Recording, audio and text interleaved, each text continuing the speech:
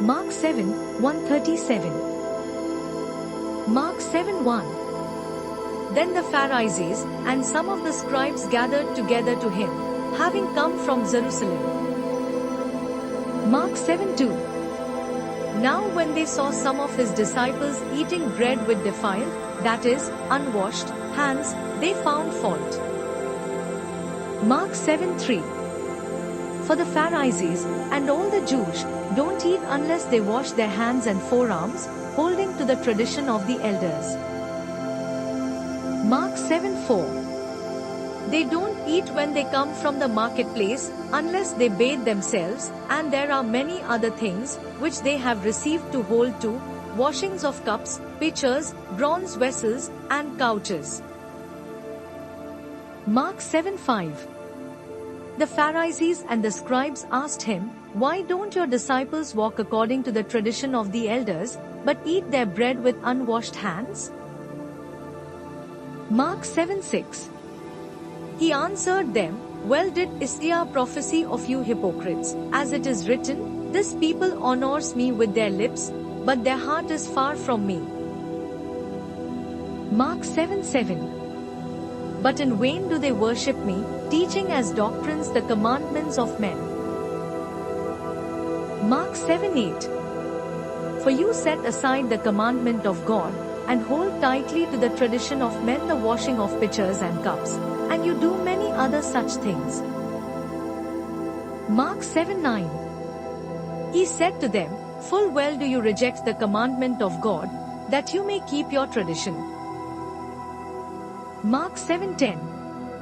For Moses said, Honor your father and your mother, and he who speaks evil of father or mother, let him be put to death. Mark 7:11. But you say, if a man will tell his father or his mother, whatever you might have been profited by me is Corban, that is to say, given to God. Mark 7:12. And you no longer allow him to do anything for his father or his mother. Mark 7:13. Making void the word of God by your tradition, which you have handed down. You do many things like this. Mark 7:14. He called all the multitude to himself, and said to them, Hear me, all of you, and understand. Mark 7:15. There is nothing from outside of the man, that going into him can defile him, but the things which proceed out of the man are those that defile the man. Mark 7:16. If anyone has ears to hear, let him hear. Mark 7:17. When he had entered into the house from the multitude, his disciples asked him about the parable. Mark 7:18. He said to them, Are you so without understanding also? Don't you perceive that whatever goes into the man from outside can't defile him? Mark 7:19. Because it doesn't go into his heart, but into his belly, and into the latrine, thus making all foods clean? Mark 7:20.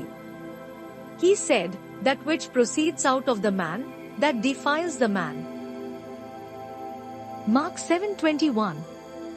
For from within, out of the hearts of men, proceed evil thoughts, adulteries, sexual sins, murders, thefts. Mark 7:22. Covetings, wickedness, deceit, lustful desires, an evil eye, blasphemy, pride, and foolishness. Mark 7:23. All these evil things proceed from within, and defile the man.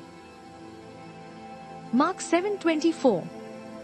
From there he arose, and went away into the borders of Tyre and Sidon.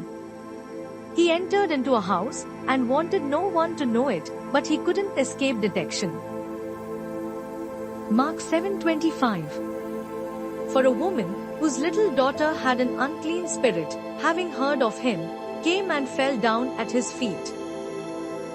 Mark 7:26. Now the woman was a Greek, a Syrophoenician by race. She begged him that he would cast the demon out of her daughter. Mark 7:27. But Jesus said to her, "Let the children be filled first, for it is not appropriate to take the children's bread and throw it to the dogs." Mark 7:28. But she answered him, "Yes, Lord. For even the dogs under the table eat the children's crumbs." Mark 7:29. He said to her, "For the saying, 'Go your way,' the demon has gone out of your daughter." Mark 7:30.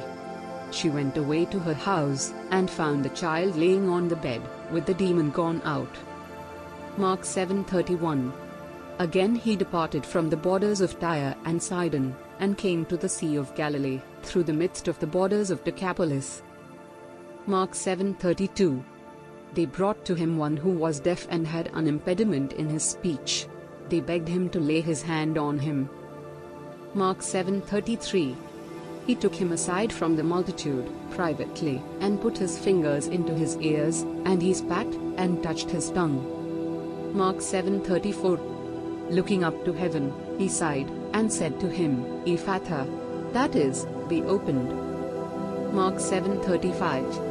Immediately his ears were opened, and the impediment of his tongue was loosed, and he spoke clearly. Mark 7:36. He charged them that they should tell no one, but the more he charged them, so much the more widely they proclaimed it. Mark 7:37. They were astonished beyond measure, saying, "He has done all things well. He makes even the deaf hear, and the mute speak." Thank you.